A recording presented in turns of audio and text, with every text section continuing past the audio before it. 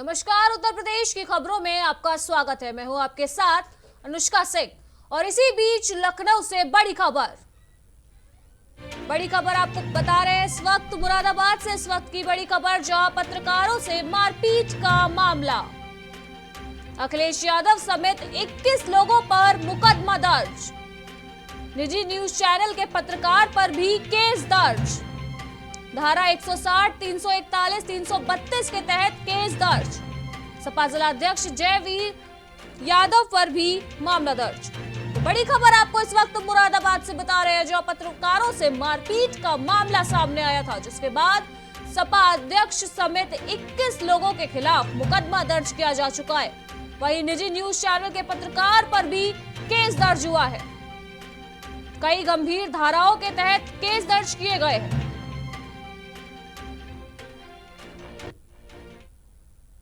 तो बढ़ते हैं खबरों की ओर। मुरादाबाद में समाजवादी पार्टी के राष्ट्रीय अध्यक्ष अखिलेश यादव की प्रेस कॉन्फ्रेंस में पत्रकारों से मारपीट की गई। इसके बाद आजमगढ़ में जर्नलिस्ट क्लब की बैठक में इस घटना को लेकर निंदा की गई। साथ ही पत्रकारों में काफी आक्रोश भी देखा गया। पत्रकारों का कहना है कि एक ज्ञापन तैयार किया जाएगा और डीएम के माध्यम से इसे राज्यपाल को भेजा जाएगा और कड़ी से कड़ी कार्यवाही की मांग की जाएगी।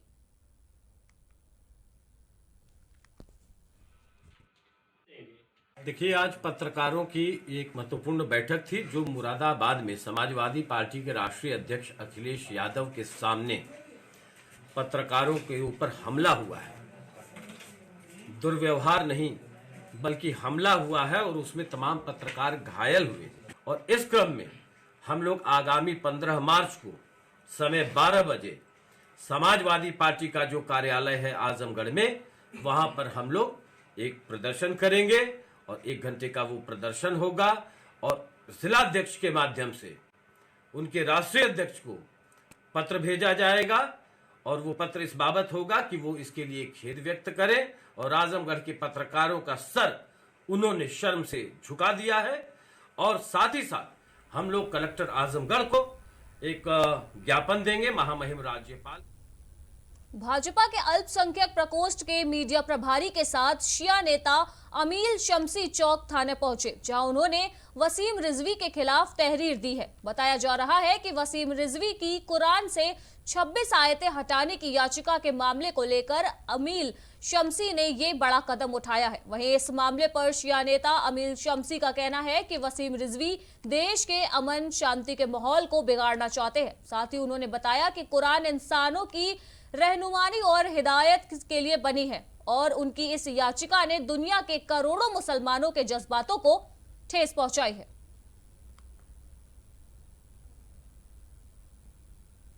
घुई सरनाथ धाम में आयोजित 26वें राष्ट्रीय एकता महोत्सव में भोजपुरी कलाकारों का जलवा देखने को मिला। भोजपुरी फिल्मों के मशहूर अभिनेत्री आम्रपाली दुबे और पार्श्व गायक रवि त्रिपाठी आयोजन में पहुंचे, जिनके दीदार के लिए हजारों लोगों की भीड़ उमड़ पड़ी। वहीं एकता महोत्सव में कांग्रेस विधानमंडल दल के नेता मोना मिश्र भी मौजूद रही। महिलाओं पर हो रहे अपराध पर मोना मिश्रा ने कहा कि अपराध करने वाले लोग जो सत्ता में बैठे हैं या सत्ता के संरक्षण प्राप्त है, इसलिए अपराध रुक नहीं पा रहा है।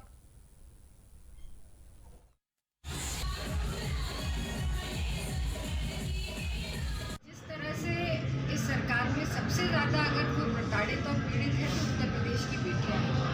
लगातार चाहे हाथरस का मामला हो, नाव का हो, शाहजहांपुर का हो, अनगिनत मामले हैं। और मंत्री जी लगातार कहते हैं या तो अपराधी जेल के अंदर है या उत्तर प्रदेश छोड़ करके चले गए। तो मैं जानना चाहती हूँ कि उत्तर प्रदेश की बेटियों के साथ बलात्कार की घटनाएं हो, छेड़छाड़ की घटनाएं करने वाले कौन से अपराधी? कहाँ है एंटी रोमियो स्क्वाड? कहाँ है उत्तर प्रदेश सरकार की दृढ़ इच्छा शक्ति की बेटियों का सम्मान?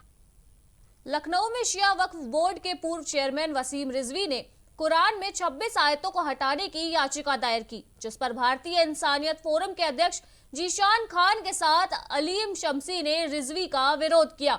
इनके साथ कई अन्य लोगों ने रिजवी के घर के बाहर कुरान पढ़कर विरोध जताया।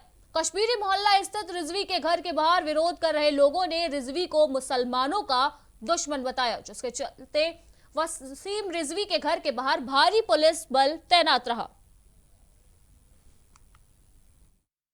पूरा मामला जैसे जिस तरह से सुप्रीम कोर्ट में उन्होंने रिट दायर करी है कुरान की 26 आयतों को हटाने के लिए, उसकी हम पूरी तरह से मजम्मत करते हैं।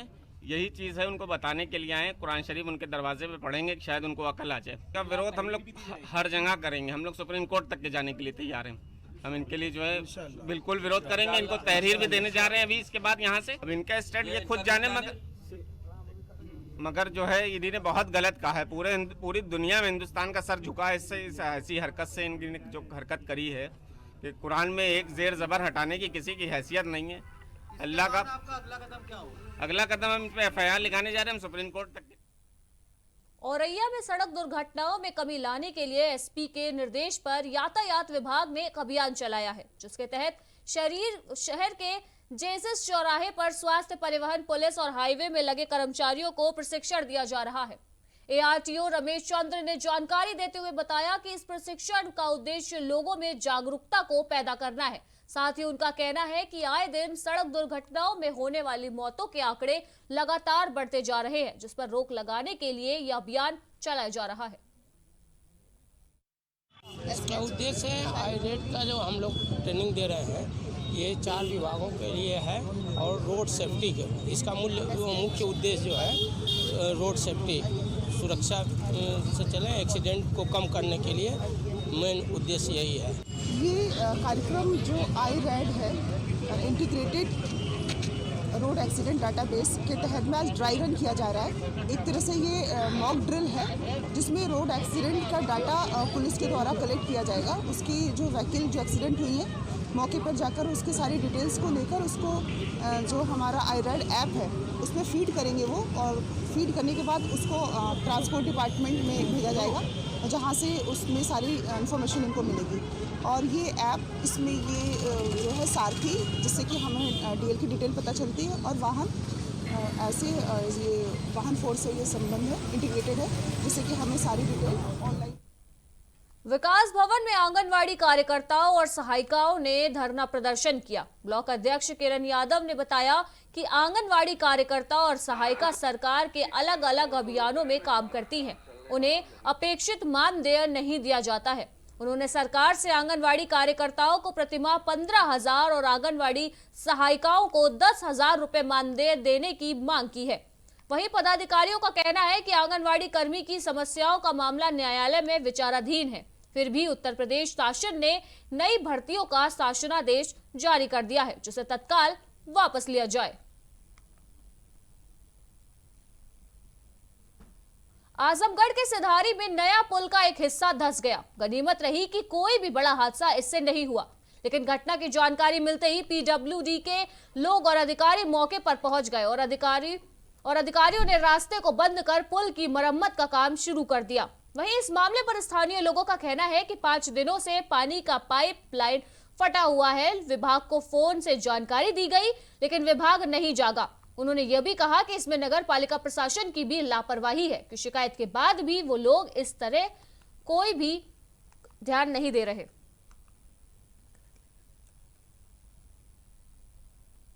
राष्ट्रपति रामनाथ कोविंद अपने परिवार के साथ वाराणसी पहुंचे हैं। बता दें कि 3 दिवसीय दौरे पर राष्ट्रपति शाम में बाबा विश्वनाथ का दर्शन पूजन करने पहुंचे हैं। उनके आगमन को देखते हुए गंगा की भव्य आरती का इंतजाम हुआ है। इस दौरान राष्ट्रपति रामनाथ कोविंद के स्वागत में यूपी के CM योगी आदित्यनाथ भी वहां मौजूद रहे। राष्ट्रपति रामनाथ कोविंद अपने 3 दिवसीय दौरे पर पूर्वांचल आ चुके हैं। मैं इस वक्त मौजूद हूँ बनारस के दशाश्वमेध घाट पर, और आपको बता दूं कि राष्ट्रपति रामनाथ कोविंद जी आज यहाँ पर पहुँचने के बाद में बनारस काशी विश्वनाथ मंदिर का दर्शन पूजन करेंगे सपरिवार के साथ। उसके बाद वह कॉरिडोर का जायजा भी लेंगे, और यहाँ पर आपको दिखा दें कि यही वो जगह है जहाँ पर विश्वविख्यात गंगा आरती का में शामिल होंगे। और ये दशाश्वमेध घाट को पूरी दुल्हन की तरह सजा दिया गया है। और आप देख सकते हैं, बात की जाए अगर सुरक्षा की, तो सुरक्षा की दृष्टि से देखा जाए तो यहाँ पर चप्पे चप्पे पर सुरक्षाकर्मी तैनात हैं, और इस तरीके की यहाँ पर फुर्त लगी हुई है कि कोई भी परिंदा पर नहीं मार सकता। इस तरीके का है चाक चौबंद बंदोबस्त किया गया है। आपको बता दें कि विश्वविख्यात आरती में शामिल होंगे, उसके बाद यहाँ पर आरती का आनंद लेंगे। कैमरा पर्सन जमील अहमद के साथ आफ्ताब आलम, प्राइम टीवी। बाराबंकी जिले की सीडीओ एकता सिंह से हमारे संवाददाता रेहान वारसी ने खास बात की। सीडीओ एकता सिंह से विकास कार्यों के साथ उनके शुरुआती सफर और एसडीएम से सीडीओ बनने तक के विभिन्न चरणों का जो भी अनुभव रहा उसके बारे में विस्तार से बातचीत की। आप खुद सुनिए उनसे पूरी बातचीत और आपको छोड़ जाते हैं इस बातचीत के साथ। आज हमारे बीच बातचीत करने के लिए मौजूद है मुख्य विकास अधिकारी एकता सिंह, जो पूर्व में एसडीएम फिरोजाबाद थी, साथ ही साथ प्रमोट होकर अब बाराबंकी मुख्य विकास अधिकारी बनाई गई हैं। हम इनसे बातचीत करते हैं। मैम का सफ़र कैसा रहा और कहां से उन्होंने शुरुआत की? मैम बहुत बहुत स्वागत है आपका प्राइम टीवी में। Thank you.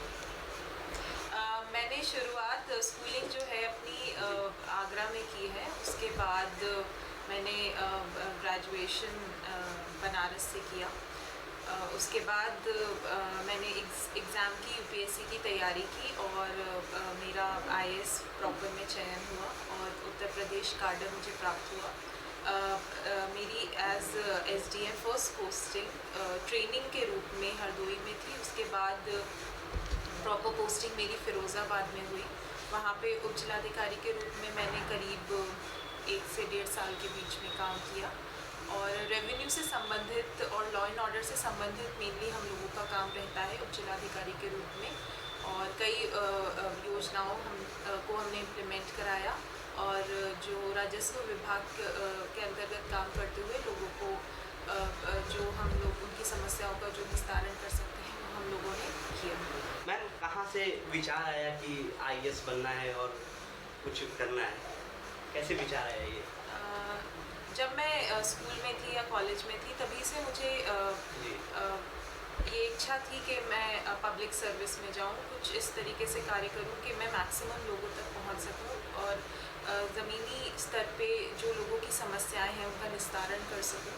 तो उसके लिए ये बहुत बेहतर मुझे प्लेटफॉर्म प्राप्त हुआ और मैं उम्मीद करती हूँ कि मैं अपने पूरे करियर में ज़्यादा से ज़्यादा लोगों को मदद कर पाऊँगी। मैम 2016 बैच की आप आईएएस हैं, हरदोई में आपकी ट्रेनिंग हुई है, क्या चुनौतियाँ आई आपके सामने? 2017 बैच आईएएस में मेरा चयन हुआ और हरदोई और फिरोज़ाबाद में उप जिलाधिकारी के रूप में जो मैंने कार्य किया तो मैंने ये देखा कि काफ़ी सारे ऐसे लोग हैं जो योजनाओं के लिए पात्र हैं और उनको हमारी मदद की ज़रूरत है।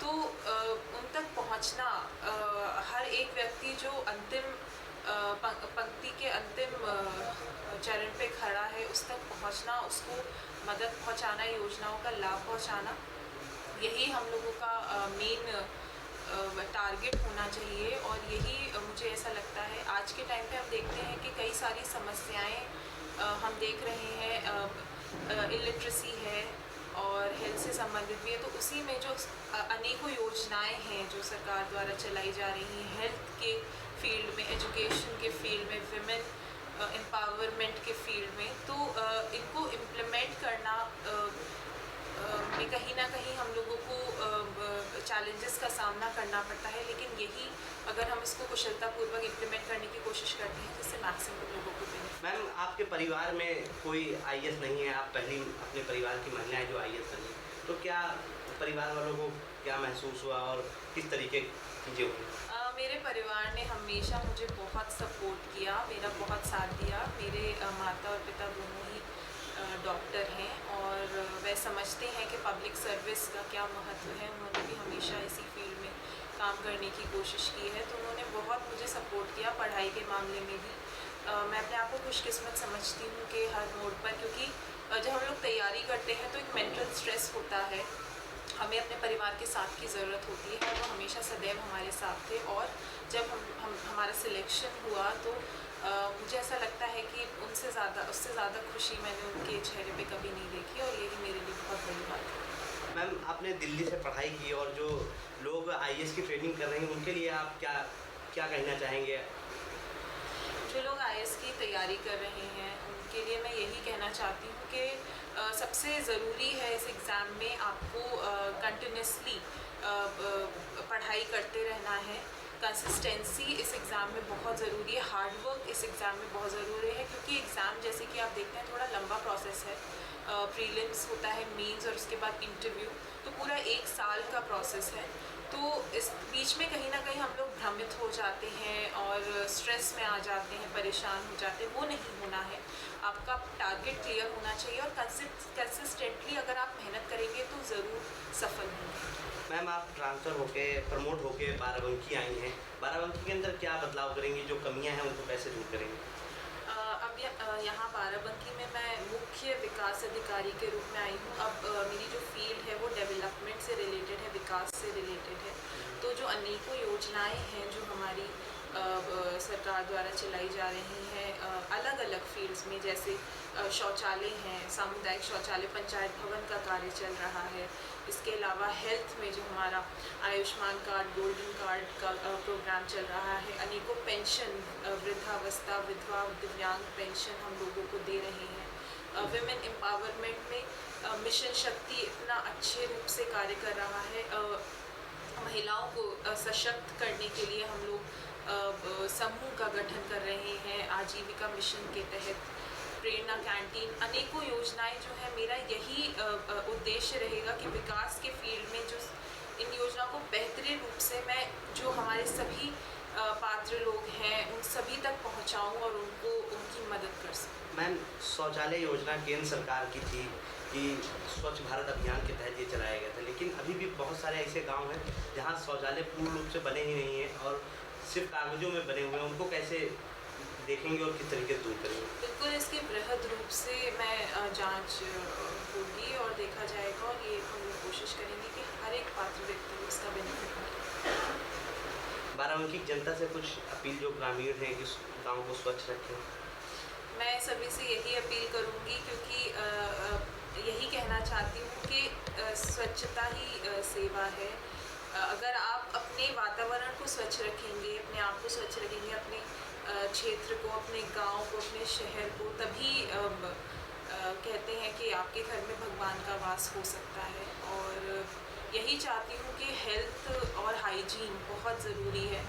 इंश्योर करें कि ये जो अभियान है शौचालय का स्वच्छता के लिए, ये बहुत बड़ी चीज़ है। इसको अच्छी तरीके से लोगों के बिहेवियर में चेंज लाना क्योंकि बहुत ज़रूरी है। लोगों से यही अपील करूँगी कि इसका शौचालय का यही आप लोगों से मेरा अनुरोध है कि उसको ज़रूर यूज़ करें। ये बहुत अच्छी योजना है आपकी हेल्थ के लिए, आपके बच्चों के हेल्थ के लिए, आपके परिवार की महिलाओं के हेल्थ के लिए, सभी के लिए, सुरक्षा के लिए। कृपया इसका इस्तेमाल करें। तो हमारे साथ बातचीत करने के लिए मुख्य विकास अधिकारी एकता सिंह मौजूद थे, जिनका साफ तौर पर कहना है कि बाराबंकी के अंदर जो भी शौचालय हैं या भी जो भी अधूरे कार्य हैं उनको देखा जाएगा और काम करवाया जाएगा। कैमरामैन अनुराग रस्तोगी के साथ रेहान वारसी, बाराबंकी।